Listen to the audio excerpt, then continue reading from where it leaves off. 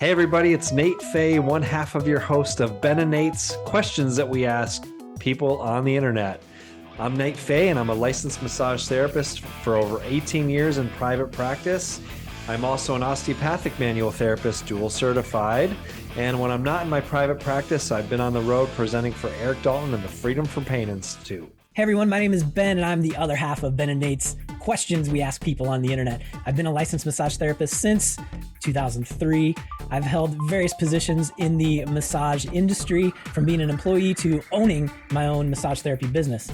I have a bachelor's degree in communication studies from the University of Nebraska. I am nationally board certified in therapeutic massage and bodywork. I love to learn.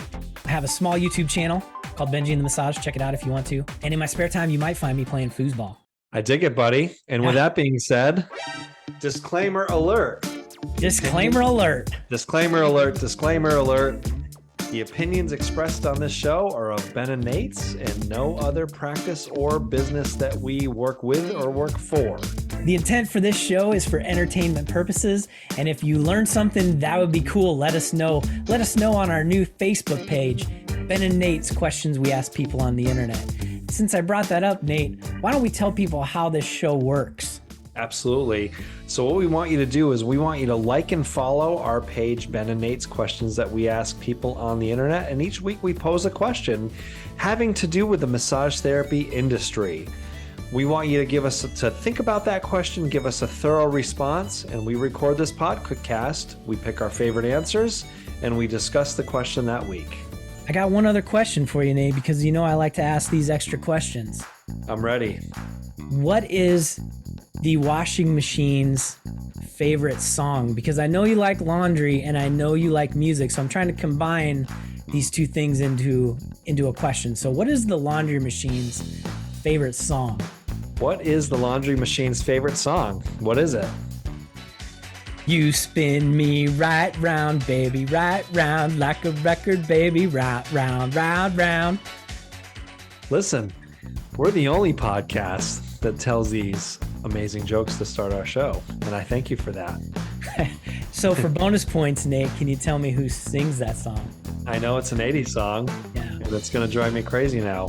I'm having an old man moment. That's all right. It's a little obscure, but the band name begins with D.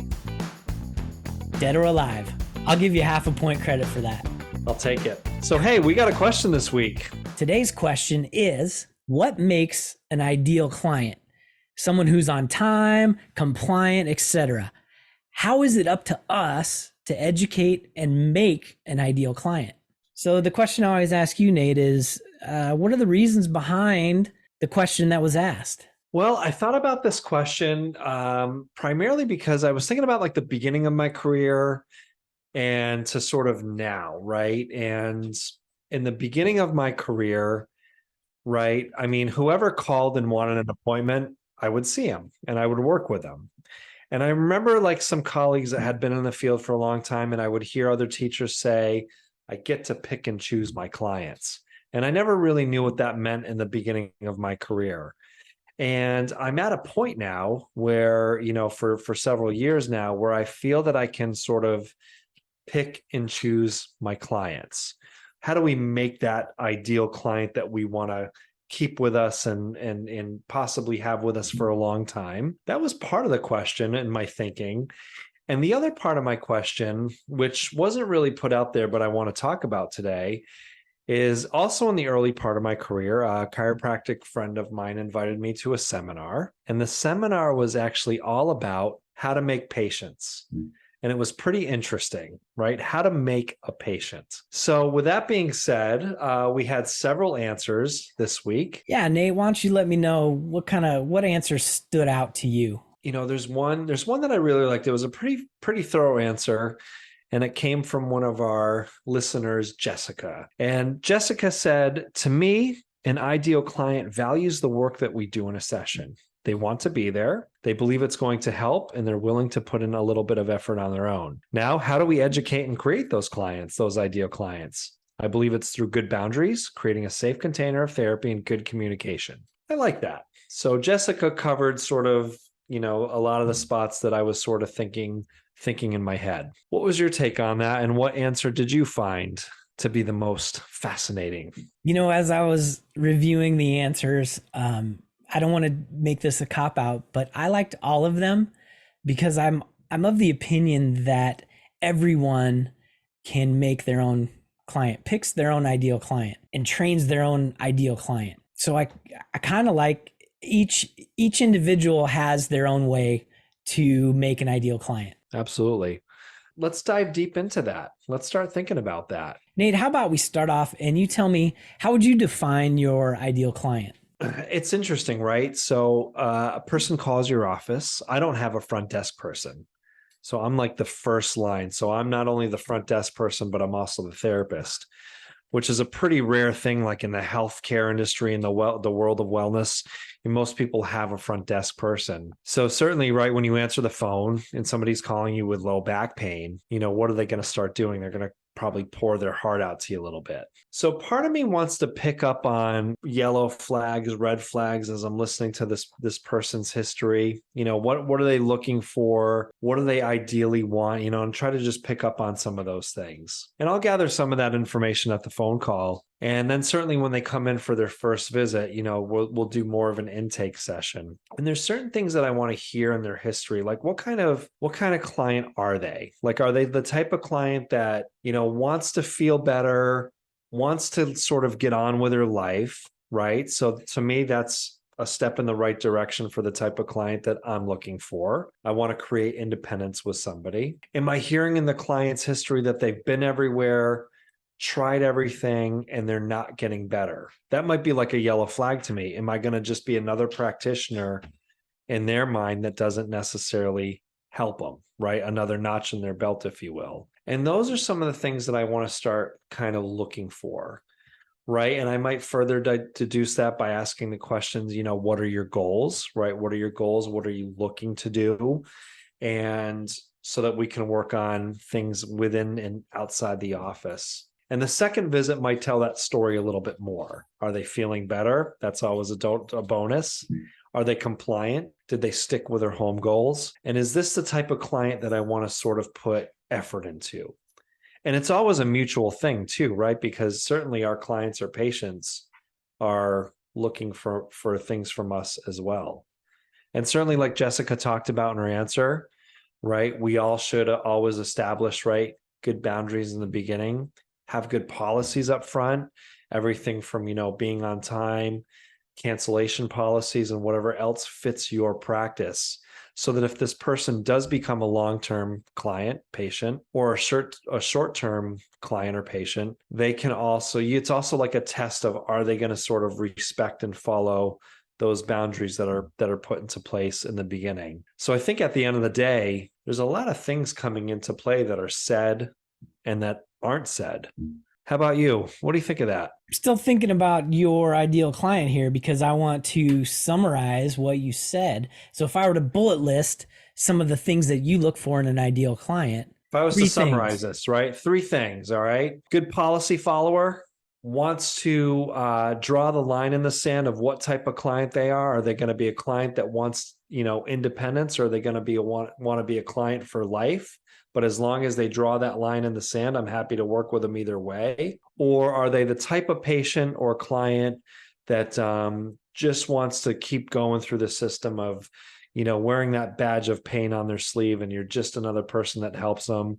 That's not an ideal client for me. That's what I wanted to revisit was that last bullet point. The person who has tried everything. They go to physical therapy, they go to chiropractic, they go all different places, and they say they're proud that no one has been able to fix them. Yeah. Or they're taking this to their surgeon to say, I did everything the surgeon told me to do. Now I'm going to get surgery. And we do see those type of people too. Everybody does. Interesting. Here's what I'm thinking. I feel it's helpful to define who your clients are, whether, and it sounds like you have your clients defined, something written down, and maybe even more concrete. And that starts with all of your advertising stuff, your website, any brochures, any type of marketing that you do. I work with people who fill in the blank, have low back pain. That number one starts to define who your clients are. someone calls you and says, yeah, I'm having trigger finger issues, and you tell people, well, I'm a low back pain specialist, doesn't mean you can't work with that person, but it helps to define already the type of people that you're looking for. And this is something I learned when we were working with a advertising agency, and they asked us, who's your ideal client? As your typical massage therapist, I said, well, anyone who wants to get on my table, Right. anyone who wants massage. And by trying to work with everyone, I think you end up helping no one. Because how do you stand out as a therapist when someone does a Google search for massage? You get, 30 results. And how is it that you're going to stand out between all of those 30 results? Someone's looking through and sees, oh, this person specializes in headache pain. That's what I have. That's who I'm going to go see. So I think that's an important thing that I find helping to define an ideal client. One of the things that I've also learned to sort of say and accept over the years is that I'm not for everybody and not everybody is for me. So sort of in line with what you're saying. And that's okay. Because like you said, we can't help everybody. And if we try to, right, exactly that, we're not going to help anybody. So I think it's okay to step back and say, I'm a type of therapist, with X, Y, and Z skills, and this is who I can help. And I'm not going to be able to help everybody. And that's totally fine. I love what you brought up earlier also. You said something about I get to pick and choose who my clients are. And yes, that takes some time to get to that point where you're busy enough, but you get to pick the clients that, I'm going to call it, fills your bucket or makes your day. Say you're working at McDonald's, for example, and you have a lot of coworkers that are super fun to be around. So you like going to your job. Well, why not do that with massage and fill your day with people that you like working with? Kind of, those are your coworkers a little bit. Absolutely. I consider my clients my employers, basically, right? I don't want to come in, to my day and look at my schedule and say, oh my gosh, I can't believe that person's on my schedule today. And I'm dreading that session. And I feel a certain way after that person leaves my office. And, you're right. Those things take time to develop. And unfortunately, there was a lot of growing pains, and there's growing pains for every therapist to sort of get to that point. Would you say, going back and talking to your younger self, this is what I would do? I would tell myself to make those decisions and not wait for them. Not wait until I'm busy, but just don't let those people that you don't want as a client in. Just let them go on to someone else. Doesn't mean that they're a bad person.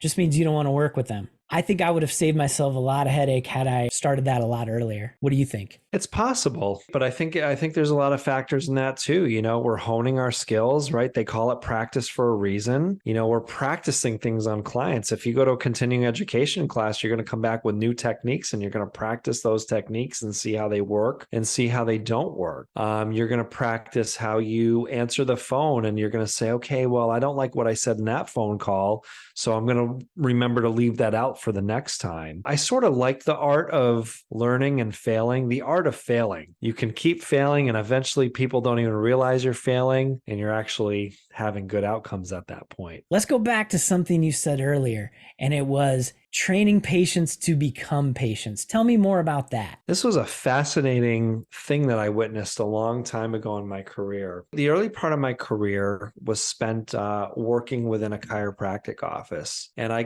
got probably some of the best education in my career. This person took me under their wings. They got my hands on a ton of bodies. He would bring me in his room to look at x-rays with him. So I started to understand that whole process and what orthopedic and x-ray conditions, if you will, looked like and how those might present. And then he started taking me along for the ride to some of the seminars in the chiropractic world. And one of the seminars blew my mind.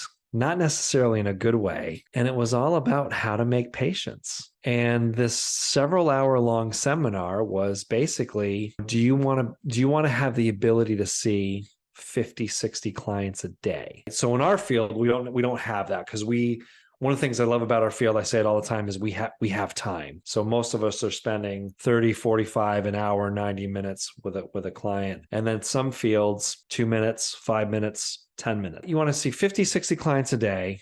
and charge this amount of money. Here's what you do. Client comes in, I have low back pain, and you take x-rays and then you start to find some things wrong, basically pathologize your client, right? Make them feel bad about what's on their x-ray, and then recommend this treatment plan. But the treatment plan is not recommended the first visit. There's like a 4-stage beginning. So, come in, they have their consultation, say, okay, well, I want to put you into a trial to see if this is going to work out. So then the second visit, and this is the same for everybody. So the second visit, you've done one little technique at their first visit. And then the second visit, how'd you feel after that technique? How'd you feel after that treatment? It felt a little better.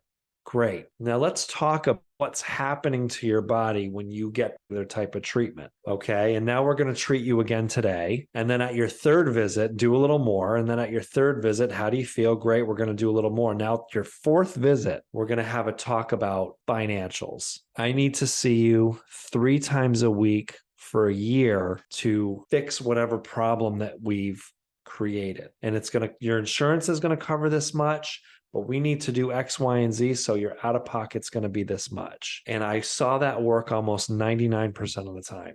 And they were making patients. And it was so fascinating to me. I've learned a lot over the years thinking about that. And one of the things that I've learned is that I don't want to make patients. And I'm not that type of practitioner anyway, even though I might do shorter sessions than the average massage therapist. I want to create independence. And it seems like a bad business model at the end of the day. But what I found is that we talked about earlier, I talked about drawing a line in the sand about what type of client are you? And we can have a list this long. We can have a list, with 20 bullet points. And I also if I get along well with this person, if we're a good match for each other, and then they say, you know what, Nate, I like coming in and seeing you. You make me feel great. And I just want to keep seeing you on that level. Right? I don't care about that home care stuff. I just want to keep seeing you because that you make me feel a certain way. And they drew the line in the sand. So then I know what type of client they are and we can accept that together. But then I have clients, right, that, after a few visits say, hey, Nate, I'm feeling 100% better. What do I do next? Because I want to keep seeing you.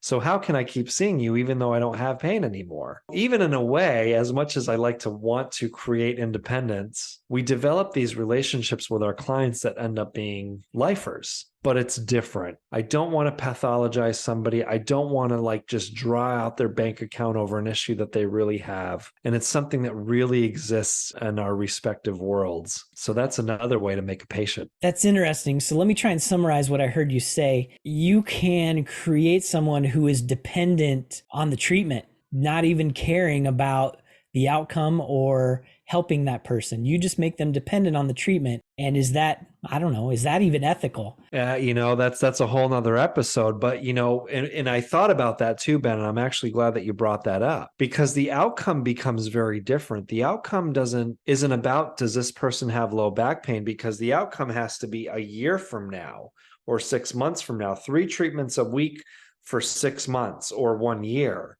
So the eye on the prize is no longer how you're feeling week to week or day to day or improvement. The eye on the prize is that what's going to happen at the end of that 6-month period. And how can you predict how long it's going to take someone to get better?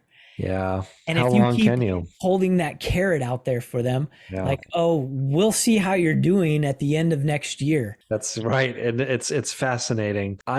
Sometimes people say, well, because of my scope of practice, I'm this type of therapist. I'm a massage therapist. So why would I go to a physical therapist class or chiropractic class or an osteopathic class or whatever? I'm like, just go because you're going to learn something. Even if you leave there and you can't perform any of the techniques for whatever reason, you're going to learn something.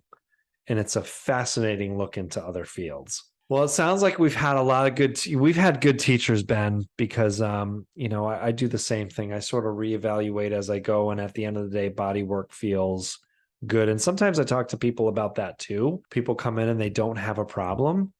And I'm like, we don't have to have goals. Eric Dalton says that. He says, no, we don't have to have goals this visit. No goals. Let's just do some body work because it feels good. Maybe it's going to take your stress level down. I had a client tonight, right? We all have a client I had a client tonight who came in and she's a longtime client. She said, man, I almost canceled tonight. And I said, why? She said, I'm just having a real hard time lately with life. And she's like, I don't have any pain, but I'm just struggling. And I got her on the table and I said, let's just not have any goals tonight and do some work. And by the end of the session, she was talking and laughing and happy that she came in. And what an outcome. What a good client. What an ideal client that is. How fantastic is it to know that someone cares enough about you and they can physically touch you and make you feel better and just use touch to be so helpful. Absolutely. You said earlier, you talked about how everybody, right? Every therapist is going to have their version of an ideal client. Let's go over like some bullet points that could be general things, general options, general bullet points that maybe every therapist should have. So especially if we have some new therapists listening to this, what are you asked about talking to my old self? What are some things that we can share, particularly with newer therapists listening to this, when it comes to having an ideal client? What are some things that new therapists could put into place? It's a great question, Nate. And I'm going to go back to one of the things that I said earlier and just define the type of work that you want to do, the type of work that makes you happy, that fills your bucket for the day. So if you like working with people who have low back pain, put that feeler out there. Okay, so a well-defined not only website and bio, but sort of a mission statement, right? Maybe it's important to have a mission statement on the homepage of your website. What else would you add to the list, Nate? How to handle a phone call, scripting, if you will. That's something I was taught early on in my career. You know, how a phone call should go, right from how you answer the phone, how you take that minute to listen to your client, how you bring them into getting that client booked, and having clearly defined first appointment expectations. My sessions are 60 minutes. You can expect to be in my office for 60 minutes. We'll have health questions for you. My session fees are fill in the blank, and having it clearly defined from the beginning so that there's no surprises for that new client coming into your door for the first time. I like that. I think one thing for not only new therapists, but hey, this could work for people that have been in the field for a long time, right? Once that new client is booked, one of the things that I've done over the years is I send them an email with directions, parking, the time and date of their appointment if your software doesn't do that. Some people have software that automatically does that. And then also your policies. That could be your cancellation policy. That could be if you're, hey, 10 minutes late, we might either have to postpone your appointment and you're responsible for, X amount of pay for your appointment. But having that all spelled out, that's cut down almost 100% on cancellations, no shows, late cancellations. I feel like policies could be a whole podcast in itself. Could definitely be a whole podcast, but whatever your policies are, and that leaves no confusion to the beginnings, if you will, of making that ideal client. Let's just get out of our industry for a minute. Let's say I have an appointment with a new doctor in town. I have to go see a new doctor because I've got X, Y, and Z, right? So I've been referred to this new doctor. And here's the scenario. So I call, I make the appointment. Now I've gotten no clear expectations. And this actually happens a lot to well-established facilities. I've got no clear expectations other than my appointment time. I have no idea if how's this going to end up costing me? I've looked into my insurance, but they're going to look into my insurance. I've gotten no directions other than going on Google and seeing their address. And then we hope at that point, Google is going to get me there. And I had an appointment with a dermatologist over a year ago, and they didn't tell me that they moved their office across the street. And I was late to my appointment, and you can only imagine the stress and anxiety that causes a patient being late, because now you're thinking, I'm going to miss my appointment. I'm going to have to pay for this appointment. And it took me 6 months to get this appointment, and I can't wait another 6 months for this issue. Well-established offices could really use that tip on, making it perfectly as easy as possible to get that patient to your office. It's a great point. There's a lot of things that can be taken care of by making people feel comfortable before they even show up. Like you said, taking care of all the little things. And those things make a great client, because it now comes down to, I've had a good experience. I got there. I felt listened to, things that we've talked about on other podcasts. Now I feel that I trust this person. They're already helping me before they really even helped me. And now they've made a great patient out of me because I'm ready to come back for that next appointment. That's fantastic. So I want to go back and just talk about what did we learn when talking about what makes an ideal client today? Let's review and talk about what are the takeaways? What are the big takeaways from today? What are the takeaways from today? I think what we learned is that the ideal client, it's the relationship is on both sides. Your client has to be married to you as much as you want to be married to them, if you will. Having clearly defined expectations, having clearly defined outcomes, having good conversations, again, that comes from both ends. And it all starts at the phone call. And it all starts with how your website looks, how your website defines you, and what type of therapist that you want to be. Let's talk about how you can interact with the show. Nate, tell them where to find us. You can find us on Facebook at Ben and Nate's Questions That We Ask People on the Internet. We want you to follow that page so that when questions are posted, you guys aren't going to miss out on your chance to interact and possibly be a part of our show. That's the best part. You have the possibility of being part of our show. We want you to answer those questions on our Facebook page. And also, hey, if you have your own questions that we didn't ask, hey, interact with us. Let us know. Maybe your question will be the subject of one of our next episodes. We have some exciting episodes and some ideas coming down the pipe, so stay tuned for that. Hey, have a great week, everybody.